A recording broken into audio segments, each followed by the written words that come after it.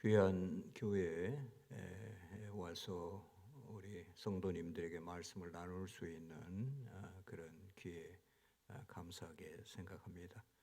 주님의 은혜와 평강이 우리 성도님들과 함께하기를 빕니다. 제가 이 근처에 사니까 이 교회 온 게 더 좀 반갑게 느껴지네요. 어떤 시인은 현대를 불안과 염려의 시대라고 했습니다. 우리는 아주 불안한 시대에 살고 있습니다. 또 우리에게 염려도 많지요. 우리에게 하루도 염려가 떠날 날이 없습니다. 불확실한 미래가 염려가 되고요. 또 우리가 하는 일, 그리고 사업, 직장, 가정, 자녀, 그리고 건강 문제 등 우리가 많은 것을 염려하며 삽니다. 그런데 사실 우리가 염려하는 대부분의 일들은 실제 일어나지는 않죠. 우리가 염려하는 것보다 우리의 염려를 염려해야 될 겁니다. 우리가 가장 염려해야 하는 것이 우리의 염려하는 습관이지요. 우리가 염려하는 것이 실제 미래 우리에게 일어날지라도 그때 가서 우리가 괴로워하면 될 텐데 그 염려를 미리 끌어당겨다가 그 괴로움을 몇 배나 가중시키지요. 염려는 어리석은 일입니다. 우리가 그 사실을 다 알면서도 염려에서 헤어나오지 못하죠. 염려하지 않으려면 더 염려가 돼요. 두려워하지 않으려면 더 두려워지죠.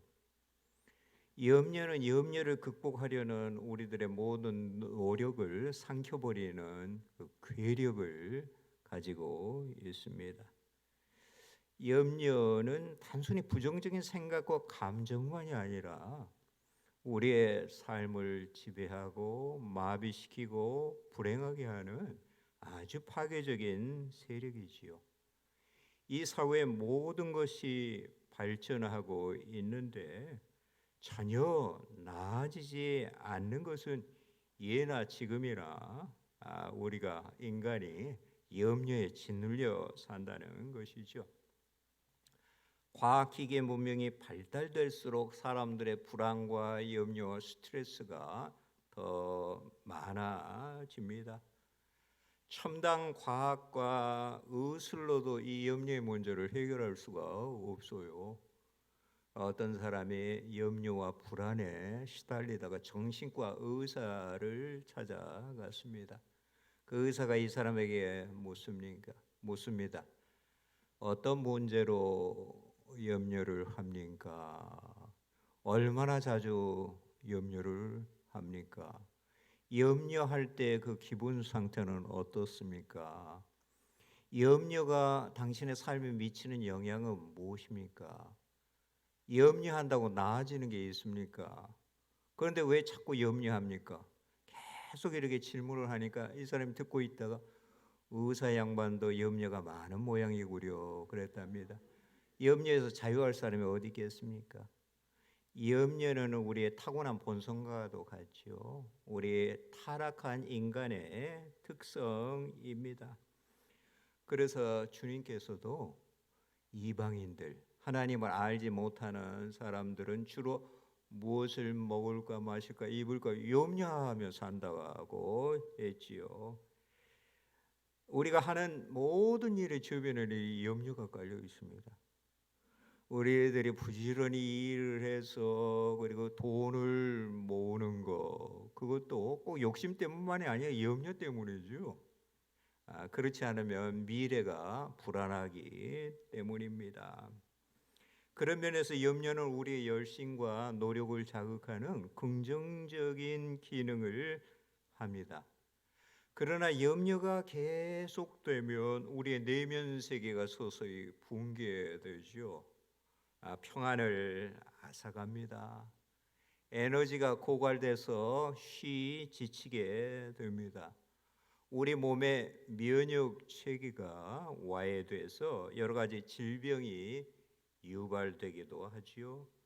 질병의 가장 큰 요인이 염려, 불안, 두려움, 스트레스입니다. 염려는 우리가 홀로 인생의 무거운 짐을 지고 살 수 없는 연약한 존재라 하는 것을 절감하게 하지요. 전능자를 의존할 수밖에 없는 존재임을 깨닫게 합니다. 그래서 염려와 불안의 근원은 우리가 하나님을 의존하지 않고 자존자로 살아가는 데 있지요. 염려와 두려움이 우리를 하나님께 몰아가는 순기능을 하기도 합니다. 우리는 염려와 두려움 때문에 하나님께 기도하게 되지요. 바울 사도는 오늘 본문에서 아무것도 염려하지 말고 모든 것을 기도하라고 했지요. 불안한 세상에 사는데 어떻게 아무것도 염려하지 않고 살 수 있나요? 그 비결은 우리가 염려하는 모든 것을 기도의 재료로 대상으로 삼는 것이죠. 그래서 우리 신자의 삶은 염려하지 않는 삶이 아니라 매일의 염려거리를 기도거리로 삼는 삶입니다. 무엇을 기도해야 할까요? 염려되는 것을 기도하십시오. 너무 우리들이 거창하고 숭고한 기도를 드리려고 하면 기도를 아주 못하게 됩니다. 마음이 없는 외식적인 기도를 하게 되지요. 우리 마음에 가득한 염려와 두려움을 하나님께 솔직히 털어 놓으세요. 기도할 것이 없다고요? 그런데 염려는 많이 하시잖아요. 그럼 염려할 것도 많은 것입니다. 우리가 연약해서 염려하기를 잘하는 것을 주님이 잘 아시니까 그에 대한 처방책으로 기도하라고 말씀하신 것입니다. 어떤 이는 염려에 탁월한 탤런트라도 가진 것처럼 염려를 잘하는 교인이 있습니다. 그의 마음이 염려를 만들어내는 공장인 것 같아요. 그러나 우리들의 약점이 하나님 안에서 강점이 될 수 있죠. 그렇게 염려가 많으니 그만큼 하나님을 의지하는 기도의 사람이 될 수 있습니다. 모든 것이라고 했죠. 여기에는 지극히 큰 것에서부터 지극히 작은 것까지 모두 포함되어 있습니다. 그래서 한편으로는 우리의 기도의 폭을 무한히 확장해야 되는 동시에 다른 한편으로는 우리의 기도의 폭을 무한히 작게 축소시켜야 합니다. 이 모든 것은 작은 것 그리고 큰 것 모두 내포되어 있습니다. 주님은 우리의 머리털 하나까지 다 세신 바 되었다고 했습니다. 하나님은 우리의 작은 것까지 세심하게 그리고 자상하게 돌보시는 우리의 아빠, 아버지이시죠. 우리에게 큰 일이 생기면 우리는 하나님을 의존하는데 작은 일은 우리가 홀로 해결사 노릇하면서 살라고 하죠. 그러나 우리 삶 속에 큰 일은 별로 없어요. 매일이 작은 일들의 연속이지요.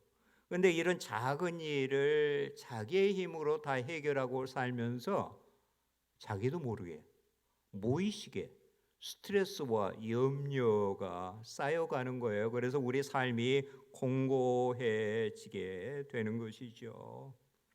그래서 작은 염려도 기도로 주님께 맡기는 신앙, 일상의 영성이라고 할 수 있죠. 그게 우리에게 꼭 필요합니다. 동시에 큰 것을 위해서도 기도해야죠. 우리의 기도가 일상의 자질구레한 것으로만 가득하다면 좀 곤란합니다. 기도의 밸런스를 유지해야지요. 하나님 나라와 의를 위해서 기도해야 합니다. 주님의 뜻이 우리 가운데 이 땅의 세상에 이루어지도록 기도해야지요. 교회를 위해서, 복음 사역을 위해서, 선교를 위해서 기도해야 합니다. 이 사회와 국가를 위해서 기도해야지요. 너희 구할 것을 감사함으로 하나님께 아뢰라고 했지요. 기도가 염려에서 시작될 수는 있지만 기도가 처음서부터 끝까지 염려로만 일관된다면, 점철된다면 좀 곤란하겠지요. 우리는 기도를 하면서도 계속 염려합니다. 기도의 짐을 안고 와서 그걸 기도하면서 내려놨다가 이제 기도하고 돌아가면서 다시 그것을 가지고 갑니다. 베드로전서 5장 7절에 이런 말씀이 있습니다. 너희 염려를 주께 맡기라. 그가 너희를 돌보심이라. 여기서 염려를 맡기라는 동사는 던져버리라, 굴려버리라 이런 뜻입니다. 주님께 우리의 염려를 던져버려야 한다는 거죠. 염려를 주님께 던져버렸으면 염려는 내 손에 없잖아요. 내가 가지고 있지 않은 문제를 가지고 염려하는 것은 어리석은 일이죠. 이 염려가 주님께 넘어가서요, 이제 주님의 몫이 되었어요. 우리가 이 문제와 염려를 붙들고 있는 한 주님의 손을 그냥 붙잡아 놓는 셈이죠. 우리가 이 문제와 염려에서 손을 뗄 때 주님이 이 문제를 대해서 어떻게 손을 쓰실 수가 있는 것이죠. 이 염려를 하나님의 전능하신 손에 던졌으니 우리가 염려하는 문제가 우리가 원하는 방식으로 해결되지 않을 수 있어요. 그래도 우리의 염려는 하나님께서 해결해 주시지요. 여러분, 신앙생활하는데 예수를 믿는데 좋은 점이 무엇입니까? 매일 우리를 짓누르는 무거운 염려의 짐을 맡길 대상이 있다 하는 것이죠. 여러분, 우리의 삶을 가장 힘들게 하는 게 뭐예요? 염려와 불안과 두려움이라는 무거운 짐이죠. 그 짐만 없다면 우리의 삶이 좀 고달퍼도 살만할 것 같아요. 그 짐을 던져버릴 때가 있다 하는 것, 참 축복입니다. 감사한 일이죠. 하나님은 매일 우리의 무거운 짐, 염려의 짐을 지시는 우리의 아빠, 아버지이십니다. 여러분, 우리 어린 아이들이 우리가 시원찮은 아빠잖아요, 그죠? 뭐 능력도 없어요. 해결 문제를 잘 해결하지도 못하는데 우리 시원찮은 아빠를 전적으로 믿고 걱정 안 해요, 우리 아이들은. 뭐 집세 걱정도 안 하고요, 생활비 걱정도 안 하고요. 얼마나 평안하게 잘 지내요. 우리도 어른이 될수록 하나님께는 아이가 돼야 돼. 아이처럼, 아이가 아빠를 의존하는 것처럼 우리가 하나님 아빠를 의존하는 삶을 살아야죠. 그래서 우리 주님이 우리의 염려를 다 하시고 우리를 돌보신다는 믿음을 가지고 계속 염려하지 말고 감사함으로 기도하라는 것이죠. 그러나 우리는 처음서부터 이런 믿음의 기도를 드리지 못합니다. 기도하면서도 의심하고 염려하기 일쑤이지요. 우리의 불신앙의 기도는 오직 기도로만 치유가 됩니다. 기도로만 믿음의 기도로 바뀔 수 있죠.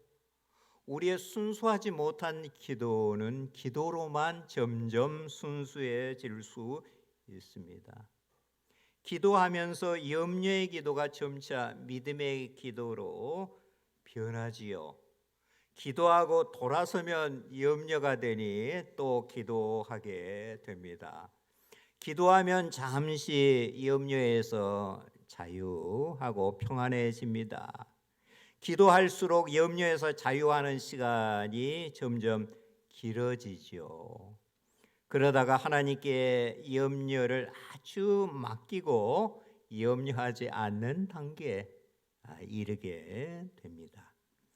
염려와 두려움이 가득해서 질식할 것 같은 마음으로 기도하다가 마음이 평안해짐을 체험하실 것입니다. 이것이 기도의 자리에 임하는 하나님의 평강이지요. 그래서 7절의 말씀, 이렇게 기도하면 모든 지각에 뛰어난 하나님의 평강이 그리스도 예수 안에서 너의 마음과 생각을 지키시리라고 했습니다. 여기서 지키다는 말은 군사 용어입니다. 그 당시 빌립보라는 도시에는 로마 수비대가 주둔하고 있었습니다. 로마 군인들이 군영 입구를 철통같이 지키는 것을 빌립보 교인들이 지나다니면서 보았습니다. 그와 같이 두려움과 염려의 세력이 우리 마음과 생각에 침투해서 우리를 괴롭히지 않게 하나님의 평강이 우리 마음을 지키신다 하는 것이죠. 여러분, 우리 인간에게 가장 취약한 부분이 마음이에요. 그렇죠? 마음이 염려와 두려움의 세력에 의해서 마음의 벽이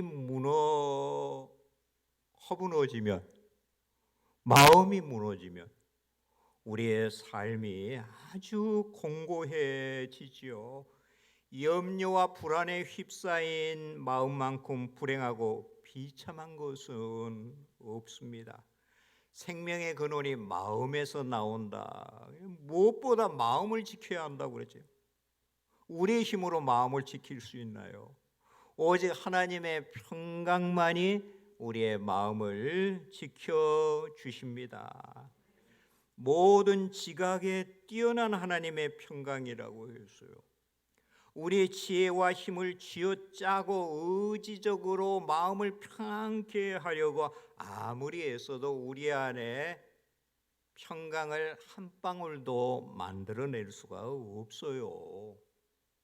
세상의 행복한 환경이 진정한 평안을 가져다 줄 수 없어요. 우리 이해와 환경을 초월한 평강, 하나님이 주시는 거죠. 하나님의 선물입니다. 위로부터 우리들에게 임하는 것이죠. 예수님의 구원으로부터 임하는 샬롬입니다. 하나님과의 바른 관계를 회복함으로 우리에게 오는 평강이죠. 불안한 세상에 살면서 우리에게 이 평강이 꼭 필요합니다. 주님께서 이런 평안을 주시겠다고 약속하셨죠. 요한복음 14장 27절의 말씀입니다. 평안을 너희에게 끼치노니 곧 나의 평안을 너희에게 주노라. 내가 너희에게 주는 것은 세상이 주는 것과 같지 아니하니라.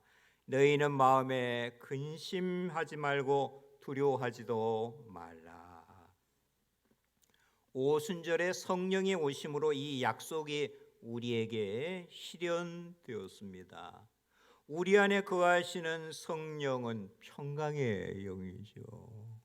성령이 우리 안에 거하시면 심령이 이 평강의 강이 흐르는 근원이 됩니다. 그래서 요한복음 7장 38절에서 주님은 나를 믿는 자는 성경에 이른 것 같이 그 배에서 생수의 강이 흘러나오리라고 했어요. 주님이 말씀하신 배는 우리 존재의 가장 깊은 곳을 뜻합니다. 우리가 깊은 만족과 안식을 느끼는 곳, 우리가 불안을 느끼는 곳을 말합니다. 우리의 존재의 깊은 곳에 불안과 염려와 두려움과 스트레스가 쌓여서 강처럼 흐른다면 우리의 삶이 얼마나 공고해질까요? 암과 같은 질병이 유발되지요. 어떤 이는 우리 내장에 있다고 말을 했는데 입증되지는 않은 그러한 주장입니다. 그런데 우리 소화기가 얼마나 염려와 두려움에 민감하게 반응하나요? 염려와 두려움으로 가득하면 속이 불편하지요. 속이 미식거리지요. 밥맛이 없어지게 됩니다. 죽을 맛입니다. 우리 내면 깊은 곳에 두려움과 염려와 불안 대신 평강이 강처럼 흐른다면 우리에게 깊은 안식과 그리고 평안이 있을 것입니다. 우리 심령이 물된 동산과 같이 되지요. 그게 샬롬입니다. 원래 하나님께서 의도하신 인간의 복된 삶이지요. 이를 위해서 우리 주님이 평강의 왕으로 오셨잖아요. 이 평강의 은혜를 주시기 위해서. 그리고 평안의 복음으로 우리를 부르시잖아요. 이 평안의 복음을 믿는 사람들에게 이 평강의 영인 성령을 선물로 주십니다. 여러분, 우리 안에 거하시는 평강의 영 성령으로부터 평강을 계속 길러내야 돼요. 그죠? 예배나 찬양, 기도가 우리 안에 거하시는 성령으로부터 이 평강을 길어내는 일입니다. 하나님의 평강이 우리 마음과 생각을 주장할 때만 정상적인 그리스도인의 삶을 살 수 있습니다. 모든 선함과 행복이 평안한 마음에서 나오는 것이죠. 어떻게 보면 죄는 불안한 마음에서 싹트는 것입니다. 마음이 불안하고 편하지 못하니 다른 사람을 관용할 마음의 여유가 없는 것이죠. 별것 아닌 거 가지고 예민해지고 날카로워지고 발끈하게 됩니다. 입에서 나오는 말이 온유하지 못하고 거칠지요. 대인관계가 껄끄러워지고 가정에 불화가 생깁니다. 마음이 불안에 쫓기니 또 일 중독이 됩니다. 스트레스가 쌓이니 그것을 술이나 쾌락으로 풀려고 합니다. 그런데 그렇게 해서 스트레스가 풀리는 게 아니라 더 쌓이게 되는 악순환이 계속되게 되지요. 그러나 평안한 마음에서 남을 배려하고 관용하는 여유가 생깁니다. 오늘 본문 바로 앞절 5절에 너희 관용을 모든 사람에게 알게 하라.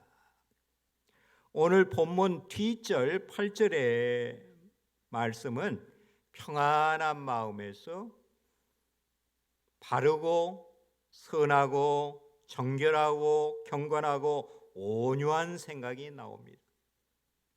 평안한 마음에서 좋은 아이디어, 영감, 인스피레이션이 떠오르죠.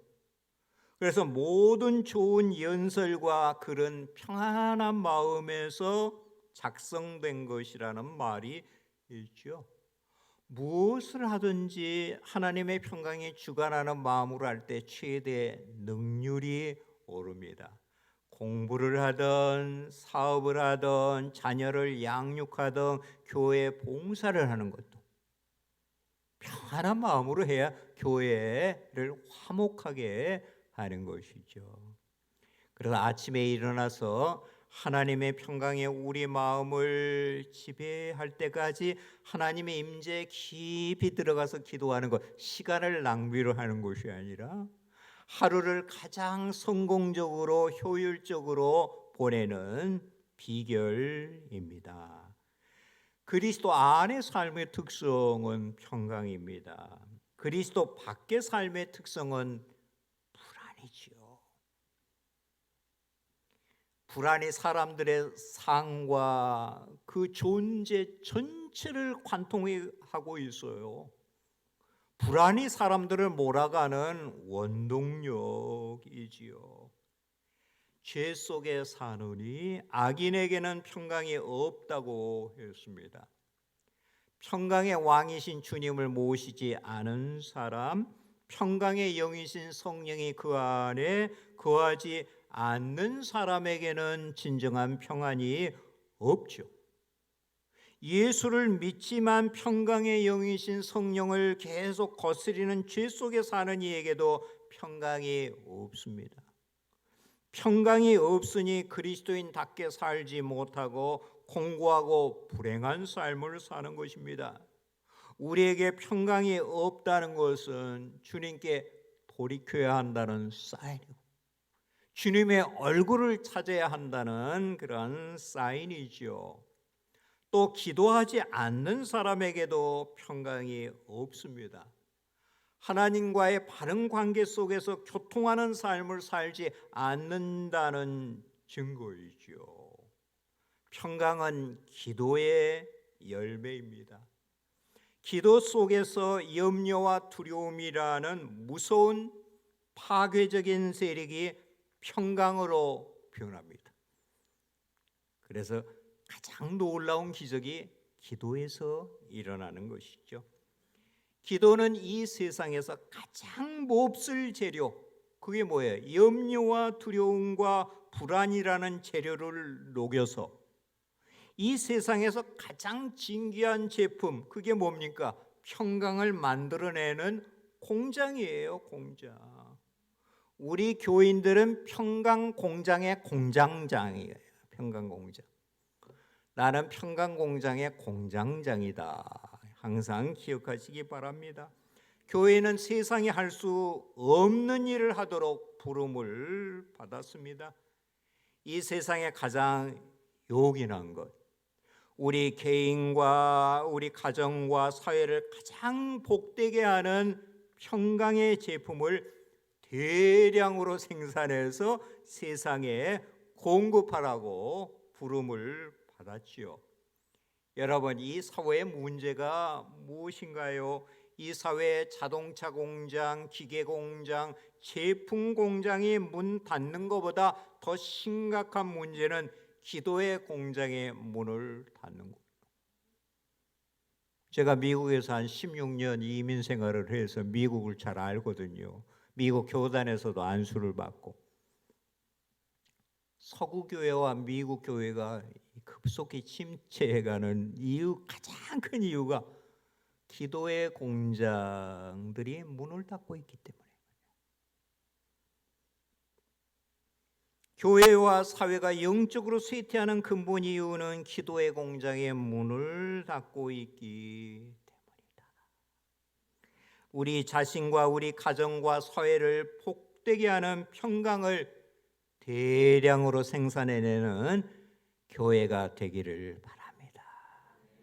이 교회가 평안할 뿐만 아니라 평안한 교회가 부흥합니다. 성장합니다. 하나님을 기쁘시게 합니다. 그런 교회, 그리고 우리 교우들 되시기 바랍니다. 기도하겠습니다.